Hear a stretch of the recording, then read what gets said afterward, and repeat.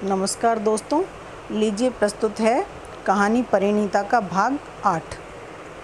लगभग 3 महीने बाद एक दिन उतरा हुआ उदास चेहरा लिए गुरुचरण बाबू ने नवीन बाबू की बैठक में जाकर फर्श पर बैठने का इरादा किया ही था कि नवीन बाबू चिल्ला उठे, हाँ हाँ, ना यहाँ पर नहीं, उस तख्त पर जाकर बैठो। मैं ऐसे बेवक्त स्नान नहीं कर सकता। बताओ, तुम जाति भ्रष्ट हो गए हो कि नहीं। गरीब गुरुचरण बेचारे दूर पड़े हुए एक तख्त पर बैठ गए। उन्होंने सिर झुका लिया। 4 दिन हुए गुरुचरण ने ब्रह्म समाज के मंदिर में विधि पूर्वक दीक्षा ले ली है। अब वे ब्राह्मण लोगों के समाज में सम्मिलित हैं। यह खबर दर्जा बदर्जा विचित्र विस्तृत व्याख्या के साथ बूढ़े नवीन राय के कानों तक आज अभी पहुंची थी। गुरुचरण को देखते ही नवीन बाबू की आंखों में आग की चिंगारियां सी निकलने लगीं, किंतु गुरुचरण उसी तरह चुपके सिर झुकाए बैठे रहे।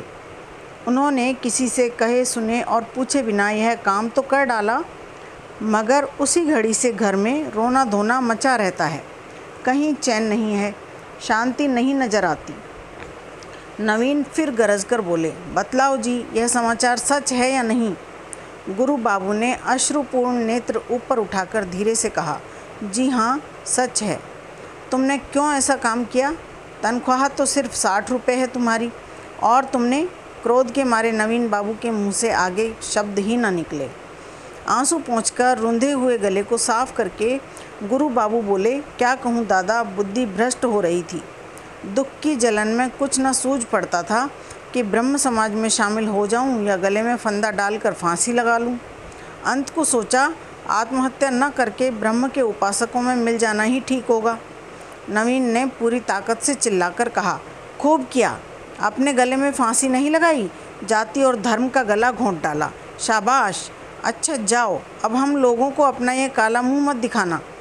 इस समय जो सलाहकार साथी संगी हुए हैं उन्हीं की सोहबत में रहो सहो। लड़कियों का ब्याह मोचियों चमारों के साथ करो।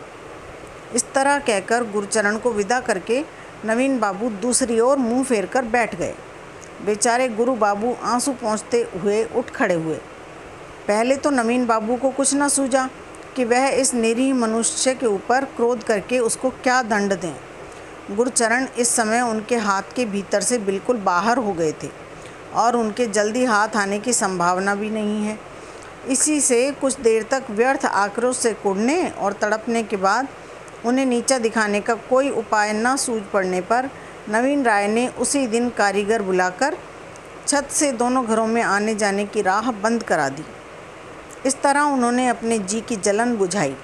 यह खबर बहुत दूर पर परदेश में बैठी भुवनेश्वरी ने शेखर के मुंह से जब सुनी तो रो पड़ी। बोली, क्यों शेखर, यह सलाह भला उन्हें किसने दी? शेखर ने अपने अनुमान से ठीक ठीक ताड़ लिया था कि सलाह किसने दी है, लेकिन उसका जिक्र न करके उसने कहा, मगर अम्मा, कुछ दिनों में तुम ही सब लोग तो उन्हें जाति और समाज के बाहर कर देते। इतनी लड़कियों के ब्याह वे किस तरह समय पर कर पाते? मुझे तो इसका कोई उपाय नज़र नहीं आता। भुवनेश्वरी ने गर्दन हिलाकर कहा, कुछ भी होने को नहीं रह जाता बेटा। फिर उसके लिए पहले ही से जाति छोड़ बैठना या धर्म को धता बताना बुद्धिमानी मानी जाएगी या नादानी? अगर ऊब कर लोग इसी तरह करने लगें तो शायद हजारों लोगों को जाति धर्म का त्याग करना पड़ेगा। भगवान ने जिन लोगों को संसार में पैदा किया है उनकी खबर भी वही लेते हैं। गुरुचरण बाबू को भी वही उबारते।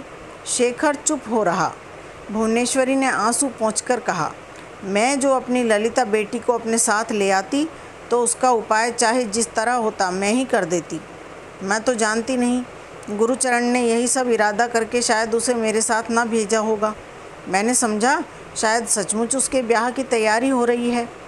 शेखर ने माता के मुंह की ओर देखकर कुछ लज्जा के साथ कहा, अच्छा तो है माँ, अब घर चलकर ऐसा ही क्यों ना करो। वह तो कुछ ब्रह्म समाजी हुई नहीं है, उसका मामा ही हुआ है, और वे भी वास्तव में कुछ उसके अपने सगे कोई नहीं होते। ललिता के और कोई अपना न होने के कारण ही वह उनके घर में पल रही है। भुवनेश्वरी ने सोचकर कहा, यह तो ठीक है, लेकिन तुम्हारे पिता और ढंग के आदमी हैं। उनकी जिद पत्थर की लकीर होती है। वे किसी तरह इसके लिए राजी नहीं होंगे, शायद उन लोगों से मिलने तक न दें। शेखर अपने मन में भी यही आशंका कर रहा था। वह और कुछ ना कहकर चल दिया। अब शेखर को 1 मिनट भी विदेश में रहने की इच्छा नहीं रही। 2-3 दिन चिंतित अप्रसन्न भाव से इधर उधर घूमता फिरता रहा। एक दिन शाम को आकर उसने कहा, अब तो यहाँ अच्छा नहीं लगता माँ, चलो घर चलें। भुवनेश्वरी फ़ौरन राजी हो गई। बोली, ठीक है बेटा, मुझे भी कुछ नहीं भाता, चल। घर में लौट आने के बाद माता और पुत्र दोनों ने देखा कि छत से जो आने जाने की राह थी वह बंद कर दी गई है। उसके आगे एक दीवार खड़ी है।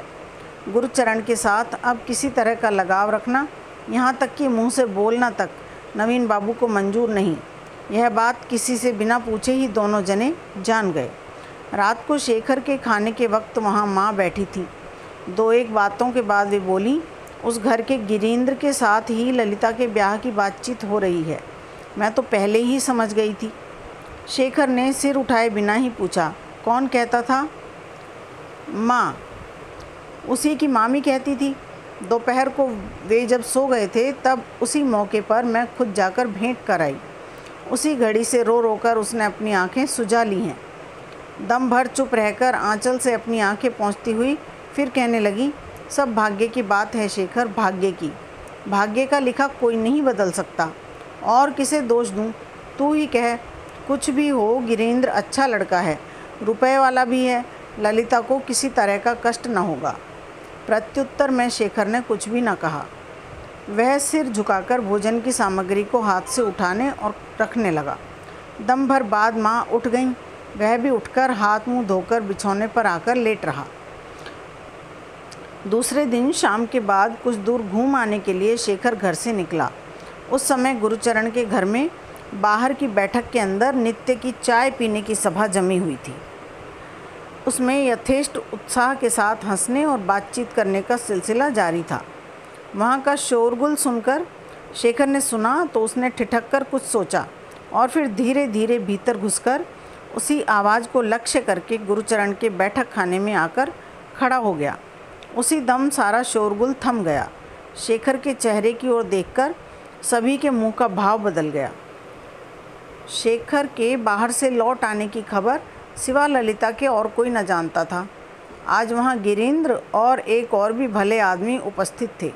वे तो विस्मित होकर शेखर की ओर ताकने लगे और गिरीन्द्र मुख पर अत्यंत गंभीरता का भाव लाकर दीवार की ओर देखने लगा। उस समय सबसे अधिक चिल्लाकर बातें कर रहे थे खुद गुरुचरण ही। उनका चेहरा शेखर को देखकर बिल्कुल पीला पड़ गया। उनके पास बैठी ललिता चाय तैयार कर रही थी। उसने एक बार सिर उठाकर देखा और फिर झुका लिया। शेखर ने आगे बढ़कर तख्त के ऊपर सिर रखकर प्रणाम किया और फिर उसी के ऊपर एक किनारे बैठकर हंसते हंसते कहा, यह क्या, एकदम सन्नाटा क्यों पड़ गया?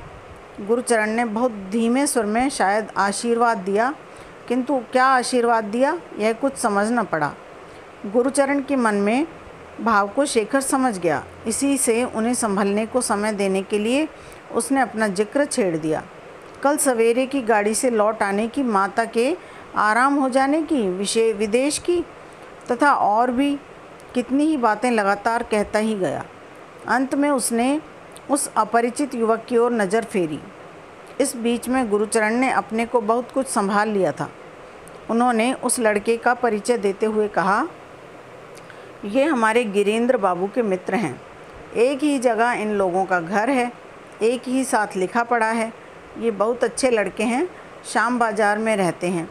फिर भी जब से मेरे साथ जान पहचान हुई है तब से अक्सर आकर भेंट कर जाते हैं। शेखर ने सिर हिलाकर मन में कहा, हाँ बहुत अच्छे लड़के हैं। थोड़ी देर चुप रहने के बाद प्रकट में कहा, काका जी और सब कुशल है ना? इसका गुरुचरण ने कुछ उत्तर न दिया, सिर झुका लिया। शेखर को उठने के लिए तैयार देख एकाएक रुआंसे से होकर वे कह उठे, कभी कभी आ जाया करना भैया, बिल्कुल ही छोड़ न देना। सब हाल सुन चुके हो ना? हाँ सुन चुका हूँ, कहकर शेखर भीतर जनाने की तरफ चला गया। इसके बाद ही भीतर से गुरु बाबू की घरवाली के ज़ोर ज़ोर से रोने की आवाज़ सुन पड़ी। बाहर बैठे गुरुचरण सिर झुकाए धोती के खूंट से आंखों के आंसू पोंछने लगे। और गिरीन्द्र अपराधी का सा मुँह बनाकर खिड़की के बाहर चुपचाप ताकने लगा। ललिता पहले ही वहाँ से उठकर चली गई थी। कुछ देर में रसोई घर के दालान से उठकर बरामदा लांघकर आंगन में जाने पर शेखर ने देखा अंधेरे में दहलीज के भीतर किवाड़ की आड़ में ललिता खड़ी है। धरती में सिर रखकर प्रणाम करने के बाद खड़ी होकर वह बिल्कुल ही शेखर के वक्षस्थल के निकट खिसक आई और मुंह उठाकर चुपचाप जैसे किसी आशा से खड़ी रही। इसके उपरांत पीछे हटकर उसने अत्यंत धीमे स्वर में पूछा, मेरी चिट्ठी का जवाब क्यों नहीं दिया? शेखर ने कहा, कहाँ, मुझे तो कोई चिट्ठी नहीं मिली। क्या लिखा था? ललिता, बहुत सी बातें थी, खैर जाने दो, सब हाल तो तुम सुन ही चुके हो। अब बताओ मुझे क्या आज्ञा देते हो? शेखर ने अचरज प्रकट करते हुए कहा, मेरी आज्ञा? मेरी आज्ञा किस लिए? मेरी आज्ञा से क्या होगा? ललिता शंकित हो उठी।